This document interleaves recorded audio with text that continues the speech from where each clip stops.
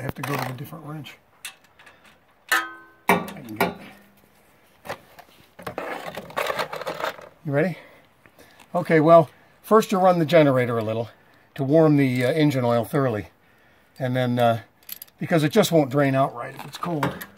So,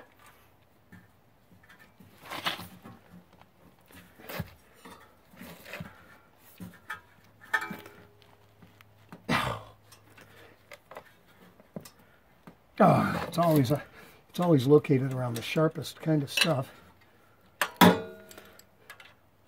Oh, that thing is sharp as hell.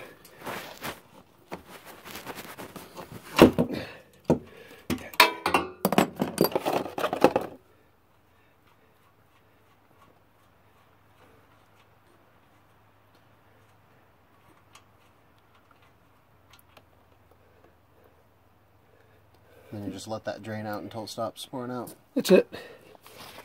It really doesn't hold all that much oil.